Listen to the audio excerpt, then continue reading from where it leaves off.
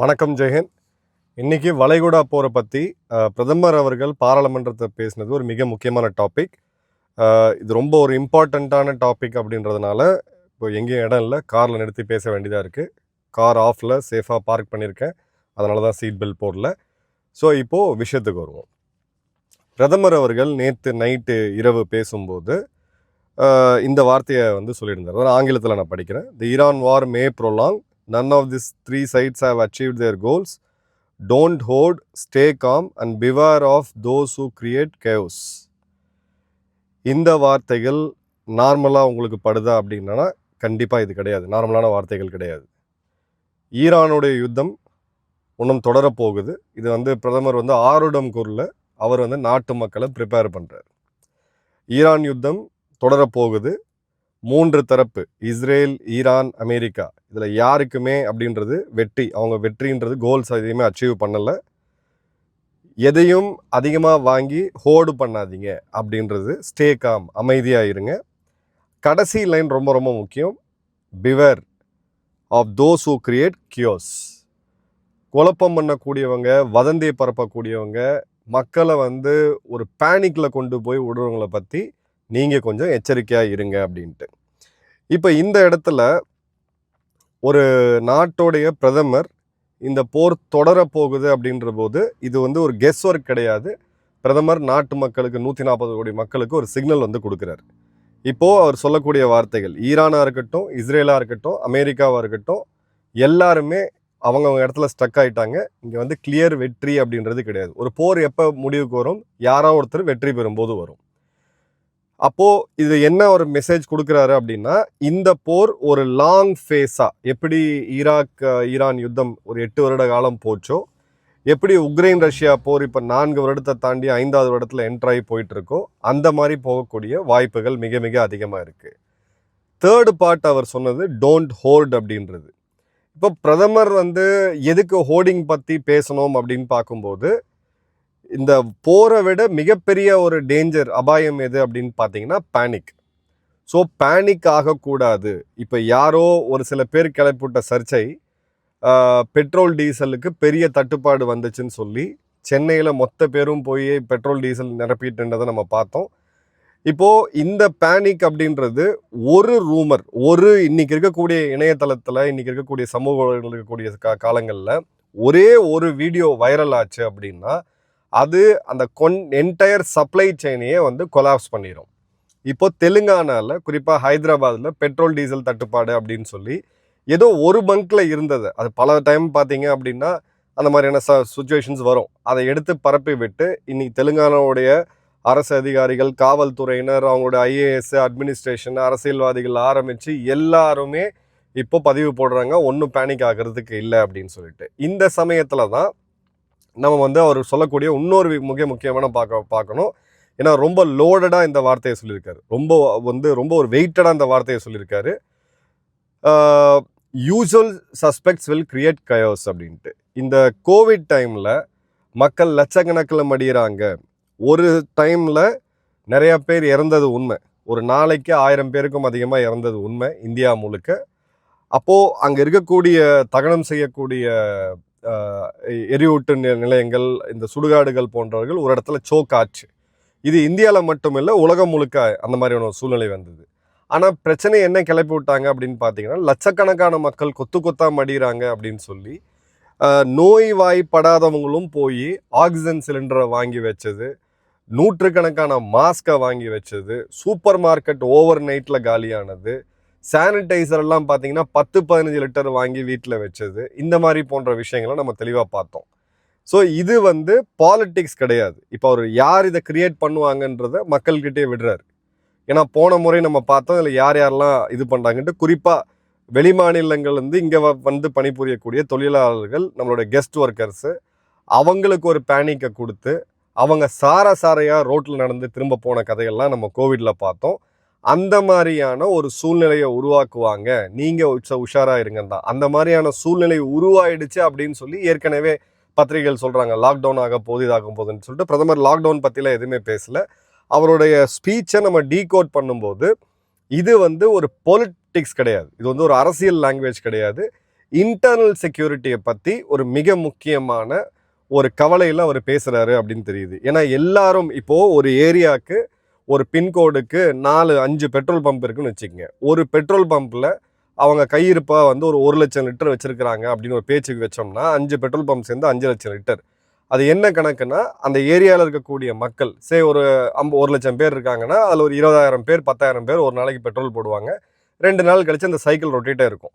So அந்த 20,000 litre ஒரு நாளைக்கு அந்த ஏரியாவில் விற்குன்றதை கணக்கு வச்சுக்கிட்டு 3 நாள் ஸ்டாக்கோ 5 நாள் ஸ்டாக்கோ அந்த பெட்ரோல் நிலையம் மெயின்டைன் பண்ணுவாங்க. இப்போ இந்த மாதிரி வதந்தி பரவி நாளைக்கு எல்லாரும் அவங்களுடைய காரு, பைக்கு, கையில் கிடச்சக்கூடிய கேனு இது எல்லாத்தையும் கொண்டு போய் நின்னாங்க அப்படின்னா அந்த பெட்ரோல் பம்போட ஸ்டாக் அப்படின்றது ஒரு 5-6 மணி நேரத்தில் தீர்ந்து போயிடும். அதுக்கப்புறம் போகிறவங்களுக்கு பெட்ரோல் டீசல் இருக்காது.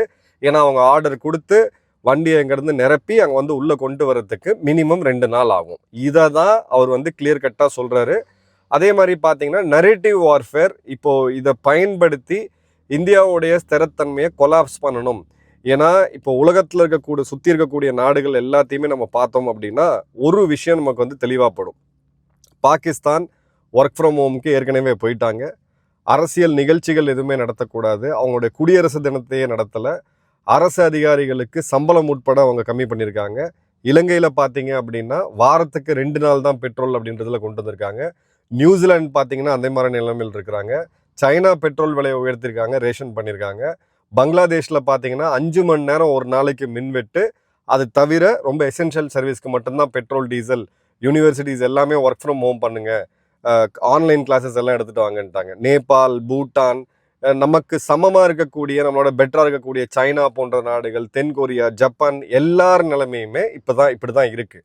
ஆனால் இந்தியாவில் மட்டும்தான் இது நாள் வரைக்கும் பெட்ரோல் டீசல் தட்டுப்பாடு அப்படின்றது பெரிய லெவலில் இல்லவே இல்லை. பெட்ரோல் டீசல் இப்போ வரைக்கும், அதாவது மார்ச் 24ஆம் தேதி சாயங்காலம் 5:30 மணிக்கு நான் அந்த காலையில் ரெக்கார்ட் பண்ணுறேன், இந்த டைம் வரைக்கும் எதுவும் இல்லை.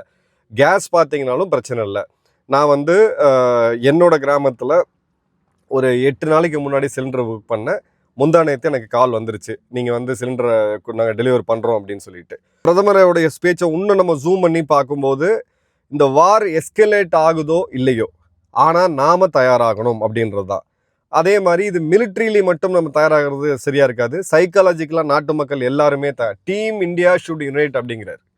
நாளைக்கு, அதாவது இந்த 25ஆம் தேதி காலையில் அனைத்து கட்சி கூட்டத்தை அவர் கூட்டியிருக்கிறாரு. ஸோ இது வந்து எல்லாமே ஆல்ரெடி மோஷனில் இருக்குது அப்படின்னு பார்க்குறோம். ஏன்னா இப்போ என்ன வருது அப்படின்றது சடனாக வந்திருக்குது. அதற்கு உண்டான இதை நம்ம வந்து கிளியர் கட்டாக ப்ரிப்பேர் பண்ணணும். ஸோ இந்த தான் இப்போ பிரதமர் வந்து அங்கே பேசினது. பட் இப்போ இதே நேரத்தில் மீடியா அதை எப்படி ப்ரொஜெக்ட் பண்ணுறாங்க அப்படின்னு பார்த்தீங்கன்னா, ஒரு சாரார், நம்ம மீடியா எப்படி ஒர்க் ஆகும், நேஷனல் மீடியா, மெயின் ஸ்ட்ரீம் மீடியான்னு நமக்கு தெரியும். லாக்டவுனை நோக்கி நம்ம போக போகிறோம், மீண்டும் லாக்டவுன் வரப்போகுது. கண்டிப்பாக லாக்டவுன் கிடையாது, நாட்டு மக்களை தயார் பண்ணுறாரு. போர் இன்னும் ரொம்ப நாள் போகிறதுக்கான வாய்ப்புகள் இருக்குது. எந்த தரப்பும், இஸ்ரேலாக இருக்கட்டும், ஈரானாக இருக்கட்டும், அமெரிக்காவாக இருக்கட்டும், அவங்க வெற்றி பெறலை. பேனிக் ஆகாதீங்க, ஹோர்டிங் பண்ணாதீங்க.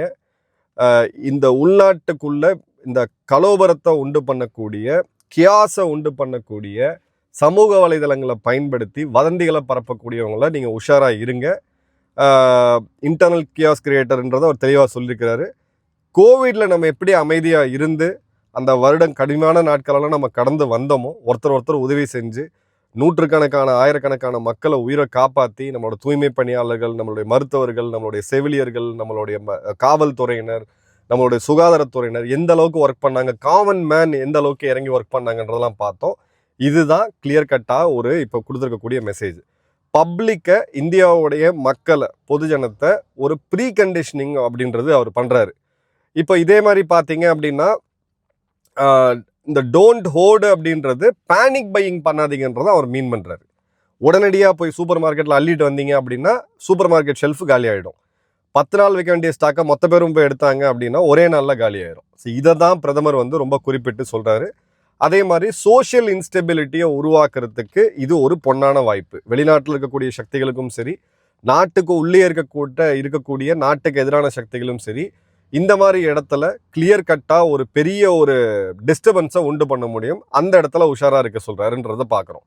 அதே மாதிரி பார்த்தீங்க அப்படின்னா, சைக்காலஜிக்கலாக இப்போ அமைதியாக அப்படியே அரசாங்கம் இருந்துக்கிட்டே இருந்து சடனாக ஏதாவது வந்துச்சு அப்படின்ற போது ஐயோ அரசாங்கம் சொல்லலை, நம்ம கடுமையாக சாடி இருந்தோம், இவங்க இந்த கேஸ் தட்டுப்பாட்டை இவங்க எப்படி ஹேண்டில் பண்ணாங்க, குறிப்பாக ஹோட்டல்ஸ்க்குன்னு சொல்லி இவங்களை வச்சு நம்ம கிளிகளின் கிழிச்சிருந்தோம். அந்த மாதிரியான சூழ்நிலை வராமல் இருக்கணும் அப்படின்ற போது இந்த பேனிக்கை ஒரு இடத்துல ப்ரீஎம் பண்ணுறது தான் கரெக்டாக இருக்கும் அப்படின்றதான் இது. அதே மாதிரி இந்த இவர் பேசினதுலேயே, பிரதமர் பேசினதுலேயே பிக் லைன் நம்ம பார்க்குறது என்ன அப்படின்னா, we have of Sindoor to pending. இப்போ இந்த ஆஃப் சிந்தூர் டு பெண்டிங் உள்ள நிறைய அர்த்தம் இருக்கு. ஒன்று, பிஓகே மீட்டெடுக்கிறதுக்கான சரியான தருணம். சைனாவும் இன்வால்வ் ஆக முடியாது, அமெரிக்காவும் இன்வால்வ் ஆக முடியாது, பாகிஸ்தானால 6 நாளைக்கு மேலே சண்டையும் போட முடியாது. இதை விட ஒரு பொன்னான வாய்ப்பு இந்தியாவுக்கு கிடைக்காது. செகண்டு, பாகிஸ்தான் ஒருவேளை இதே மாதிரியான வாய்ப்பை பயன்படுத்தி இந்தியா மீது ஒரு தாக்குதல் நடத்தணும் அப்படின்னு அவங்க நினைச்சாங்க அப்படின்னா அதுக்கு பாகிஸ்தானுக்கு உண்டான நேரடி எச்சரிக்கையாக நம்ம இதை பார்க்கலாம். ஸோ எக்ஸ்டர்னல் செக்யூரிட்டியும் சரி, இன்டர்னல் செக்யூரிட்டியும் சரி, ரொம்ப மிக முக்கியமாக ஒரு அட்ரஸ் பண்ணியிருக்காரு. டைமிங் ரொம்ப ரொம்ப முக்கியம். இப்போ எங்கேயுமே எந்த தட்டுப்பாடும் கிடையாது. நாடு முழுக்க இப்போ பேசப்படக்கூடிய ஒரே விஷயம் என்ன அப்படின்னு பார்த்தீங்கன்னா, நம்மளுடைய துரந்தர் படத்துடைய சக்ஸஸ் தான். துரந்தர் பற்றி நம்ம கண்டிப்பாக பேசுவோம். ஸோ துரந்தர் படத்தை பற்றி பேசி மக்கள் அதை ஒரு தேசிய திருவிழாவாக இன்றைக்கி எல்லா இடத்துலையும் கொண்டாடிக்கிட்டு இருக்காங்க. ஒரு 4 மணி நேரம் படத்தை, அதுவும் பார்த்தீங்கன்னா ஹிந்தியில் எடுத்த படத்தை இன்றைக்கி தமிழ்நாடு முழுக்க பட்டி தொட்டியிலேருந்து பார்க்கக்கூடிய இந்த சமயத்தில் இந்த மெசேஜ் கொடுக்கறது அப்படின்றது நேஷ்னல் யூனிட்டி அப்படின்றது தான். ஸோ இந்த இடத்துல ரொம்ப ரொம்ப முக்கியமானது என்ன அப்படின்னு பார்த்தீங்கன்னா, சில இடத்துல அவர் அந்த வார்த்தையை கொஞ்சம் அழுத்தி ஸ்ட்ரெஸ் பண்ணி சொல்கிறாரு. Some form of disruption is unavoidable. எல்லாமே ஸ்மூத்தாக கண்டிப்பாக போக முடியாது. மேபி சில இடங்களில் இந்த மாதிரியான இது இருக்கும் அப்படின்ற போது, ஸோ இது ஒரு ப்ரிப்பரேஷனாக நம்ம பார்க்கலாம்.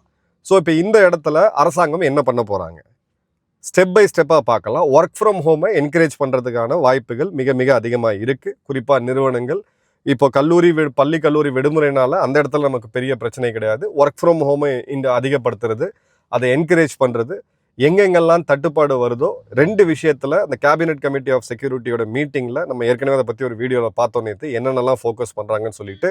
ஃபஸ்ட்டு ஃபியூயல், 2வது கேஸ், 3வது உரம். யூரியாவை பற்றி இப்போ சிட்டியில் வாழ்கிறவங்களுக்கு தெரியாது. கிராமத்தில் இருக்கக்கூடிய விவசாயம் பண்ணக்கூடிய லட்சக்கணக்கான பெருமக்கள் நம்மளுடைய அன்பர்களே இருக்கீங்க. விவசாயத்தில் இருக்கக்கூடிய நமக்கு தெரியும், இந்த உரம் அப்படின்றது ஜூனுக்குள்ளே வரல அப்படின்னா விதைப்பு அப்படின்றது நின்று போயிடும். மிகப்பெரிய உணவு பஞ்சத்தை நம்ம செப்டம்பர் அக்டோபரில் ஃபேஸ் பண்ண வேண்டியதாக இருக்கும். இது எல்லாத்தையும் சேர்த்து தான் பண்ணியிருக்கோம்.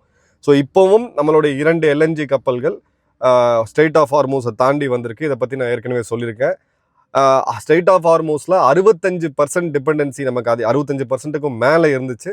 இப்போ அதை கம்மி பண்ணி 33% ஆக்கியிருக்கோம். இதுவே ஒரு பெரிய சாதனை தான்.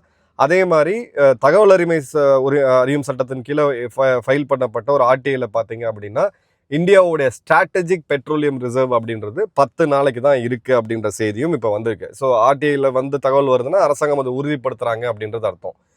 எல்லாத்தையும் தாண்டி ரிலையன்ஸ் இப்போது 5 மில்லியன் பேரல் அளவுக்கான கச்சா எண்ணெயை இப்போ ஈரான்ட்டு வாங்குறாங்க.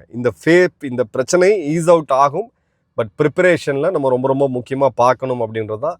கோடிட்டு திரும்பவும் சொல்கிறேன், வதந்திகளை நம்பாதீங்க, வதந்திகளை பரப்பாதீங்க, பேனிக் பையிங் பண்ணாதீங்க.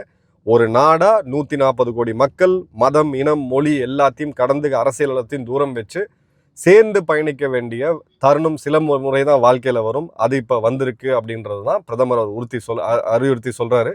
என்ன நடக்குதுன்ற ஒரு டீட்டெயில் வீடியோவில் பார்ப்போம். நன்றி, வணக்கம், ஜெயஹிந்த்.